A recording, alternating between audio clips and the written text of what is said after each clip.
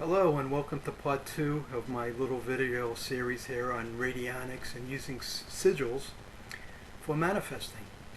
This technique I'm going to show you here is a little bit more advanced than the first video that we talked about using sigils. This is going to use some other stuff in conjunction with sigils, preferably something called quantum mechanics. And we're going to use the multi-universe theory, that there's other dimensions of our reality. Here there's actually other realities, okay, other dimensions.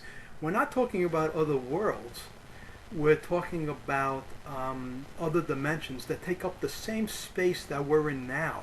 It's just that they're at a different vibrational frequency, so we're not able to perceive them even though that they're right there. Okay, so what we're going to do is we're still going to use sigil, but we're going to use the parallel universe theory, the alternate realities, that says there's many different versions of ourselves. Now, why is that useful? Because the desire that we want to manifest an alternate reality of ourselves already has that desire, okay, and an alternate reality. So if we're able to tap into that other self, and what we're trying to do is we're trying to actually blend with that other version of ourselves. In other words, if we could vibrationally vibrate at the same frequency of that other self and that other dimension,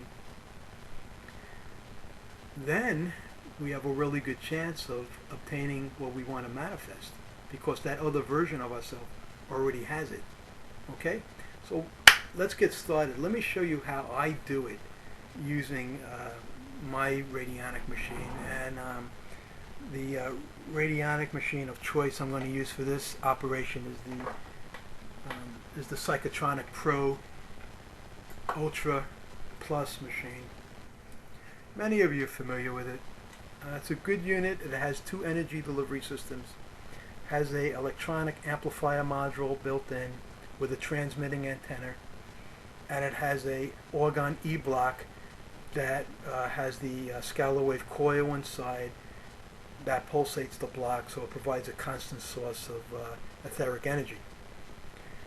It has 2 switches. One switch turns on the amplifier, you see the orange light go on, and the other switch turns on the frequency pulsar that is giving action to the orgon E-block, stimulating it and thus giving a nice source of etheric energy throughout the whole system.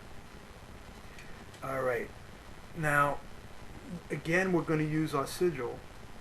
I'm not going to talk that much about sigils because that's in part 1 of the video that we had on radionics and sigils.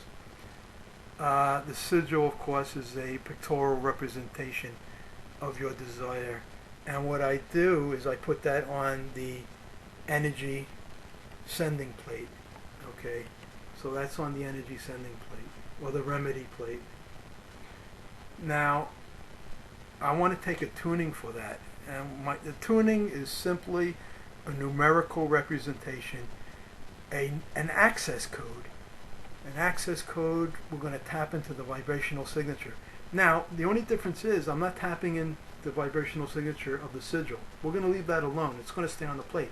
Instead, I'm going to take a tuning for my alternate version of myself that already has that thing that I want to manifest. All right, so I'm gonna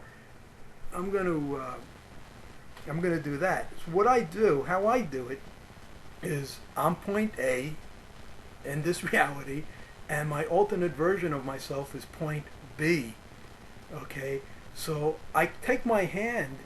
Okay, I'm point A. I take my hand and I feel in the space in front of me for point B. Point B.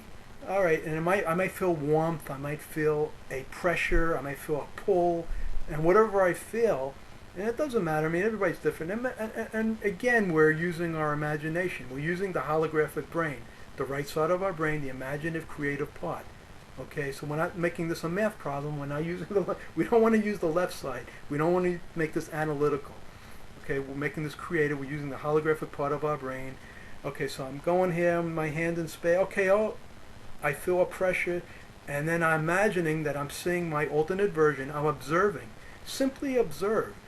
Quantum science says when you observe something, you're actually collapsing the quantum wave. Okay, so you actually are manipulating this quantum potential. All right, I made a hookup. That's what you're doing. I have a hookup now with my alternate version, and I'm going to take a tuning now. How do you take? You take the tuning using the stick plate, and so okay, I'm going to tune. Actually, I'm setting up a numerical access code into that vibrational signature of my alternate self. So that's locked in. Now I'm going to take a access code, a numerical representation of myself here in the here and now in this reality, and I could put a hair sample or a photograph or write my name and place it on the energy receiving plate, and I will, again, using the stick plate, I'll rub the plate and I'll take a tuning for myself in this reality. The machine is now locked in. It's locked into my alternate version of myself. It has the sigil of my desire, and it's locked into me in the here and now. Everything is locked in, and my intent is now frozen in this machine, and it's constantly going to transmit that to the fourth dimension. Okay, and so now to finish this operation, what I do, not everybody does it, but what I do is I'm going to do a couple of minutes of visualization, and this is what I do. I'm going to observe, and notice I use the word observe. I don't use heavy-duty visualization because, again, I just want to make sure this machine doesn't fall. Let me put this down. Again, duality. So you don't want to focus too hard because you don't want the flip side. Okay, you want to use a light focus. So what I'm going to do is observe my alternate self in that parallel dimension doing what I want to do, or that already has that desire that I want to manifest. So I'm going to lower my brainwave into an alpha state, and I'm going to observe, and I'm just going to sit there and observe my alternate self, and then I'm going to go into their body. In other words, I'm going to take my consciousness and transfer my consciousness into my alternate versions, okay, self, and I'm going to see through their eyes, or your eyes. It's just an alternate version of yourself. So you do that, you feel it, you see, and then you close the operation. You come back to your space, your reality, and here and now, and then you just forget about it. In other words, you want to let it go.